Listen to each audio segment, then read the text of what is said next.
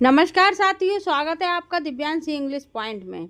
तो साथियों देख लीजिए, एक बार फिर अखबार की सुर्खियों में एक बहुत बड़ी खबर आ रही है। लेकिन आगे बढ़ने से पहले यदि आपने अभी तक मेरे चैनल को सब्सक्राइब नहीं किया तो चैनल को सब्सक्राइब कर दीजिए, वीडियो को लाइक कर दीजिए, बेल आइकन को प्रेस कर दीजिए ताकि आगे आने वाली सूचनाओं का नोटिफिकेशन सबसे पहले आपको मिल सके।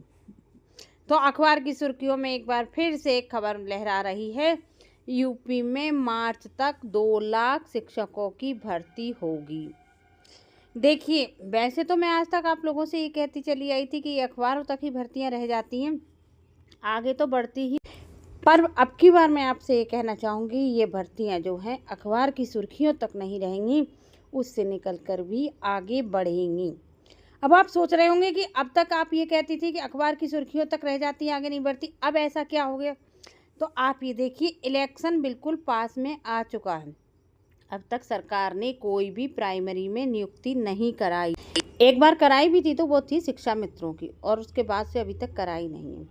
देखिए, अगर ये कराएंगे भी, नहीं कराएंगे भी, तो आप अब सोच लीजिए अपने मैनिफेस्टो में ये क्या दिखाएंगे। एक बात तो सरकार का बहुत ज़्यादा फजीता ये हो रहा है कि यूपी के शिक्षक बिहार में जाकर नौकरी ढूंढ रहे हैं। उनको बिहार में, और बहुत सारे लोगों ने पा भी ली है बिहार में। तो बिहार का तो हर जगह झंडा गड़ा हुआ है, हर जगह तारीफ हो रही है कि बिहार में बहुत ज़्यादा शिक्षक भर्ती की बहार आई हुई है, जबकि यूपी में होने का नाम नहीं ले रही है। तो इस बात की सूचना क्या मुख्यमंत्री जी के कानों तक नहीं पहुंची है?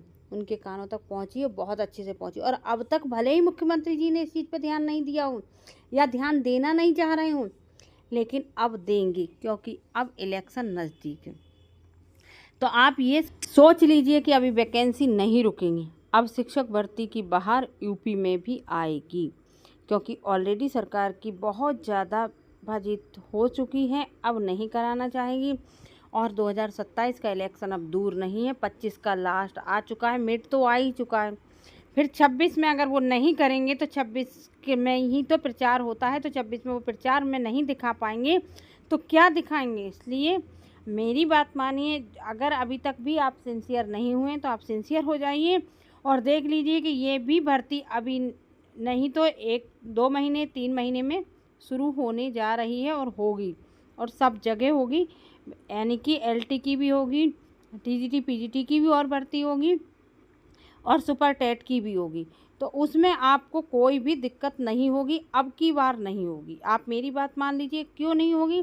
ये मुझे भी पता था कि सरकार को अपने मैनिफेस्टो में कुछ ना कुछ तो दिखाना है। तो वो क्या दिखाएंगे? अभ्यर्थी को के पास जब ये वोट मांगने के लिए जाएंगे तो क्या अभ्यर्थी नहीं कहेंगे आपने 2017 से क्या किया है? अभी तक तो कोई भर्ती नहीं हुई। तो वो अपने मैनिफेस्टो में दिखाएंगे कि देखिए हमने ये भर्ती कर दी, इतनी कर दी हमने, इतने 2 लाख ना सही 1 लाख तो होंगे, 1.5 लाख भी हो सकते हैं। तो आप ऐसे मान के चल दीजिए। और आपको 1.5 लाख 2 लाख सीट थोड़ी ना चाहिए, आपको तो अपनी एक सीट चाहिए। तो अगर भर्ती कराते हैं ये, तो जो धैर्य से लगातार लगा रहेगा उसको एक सीट मिल जाएगी। तो इसलिए ऐसा मत करना कि किसी प्रकार की कोई निगेटिव खबर आने पर आप एकदम कॉपी किताबें छोड़ दें और कहें कि हम नहीं पढ़ेंगे। हाँ, मैं ये नहीं कहती कि आप अपनी जॉब छोड़ दीजिए, आप अपना जो ट्यूशन वगैरह पढ़ा रहे हैं उसको छोड़ दीजिए, आप अपना काम भी करते रहिए, लेकिन रात को दिन में जब भी आपको टाइम मिले 1 घंटे 2 घंटे लगातार पढ़ते रहिए। देखिए, पढ़ने से आपका ज्ञान बढ़ता है, आपको कोई भी किसी प्रकार का नुकसान नहीं होता है। मुझे जहाँ तक लगता है, किताबें ही तो ऐसी चीज़ हैं जो सबसे ज़्यादा वफादारी निभाती हैं। चाहे शिक्षा सेवा चयन बोर्ड आपके साथ वफादारी ना निभाए, सरकार वफादारी ना निभाए, कोई भी आपके साथ आपका मित्र ना निभाए, माता पिता ना निभाए, पति ना निभाए, पत्नी ना निभाए, लेकिन किताबें सबसे बड़ी वफादार होती हैं, वो ही आपका साथ देती।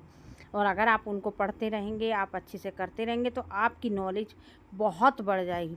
कभी ऐसा तो होगा ही नहीं कि यूपी में कभी ज़िंदगी में ना आए नहीं तो, और आपको मौका भी मिलेगा, आपका सिलेक्शन भी होगा। तो इसलिए ये इस खबर को केवल हवाई समझकर आप हवा में ना उड़ाएं। इसको समझ लीजिए कि बहुत बड़ी खबर है और अभ्यर्थियों के लिए एक बहुत बड़ी खुशखबरी है। हमको अपनी सीट एक सुनिश्चित करनी है और हमको लगातार पढ़ते रहना। आप अपना काम मत छोड़िए, क्योंकि इतने टाइम से आप पढ़ रहे हैं, आपको बहुत कुछ आता है। आप केवल और केवल प्रैक्टिस करते रहिए, मेहनत करते रहिए, आपको एक सीट मिलेगी। मैं आपके लिए बहुत शुभकामनाएं करती हूँ कि मुझे पता है यूपी में अभ्यर्थी जो शिक्षा विभाग का है वो बहुत बहुत ज़्यादा परेशान है, उसके ऊपर जिम्मेदारियां ज़्यादा हैं।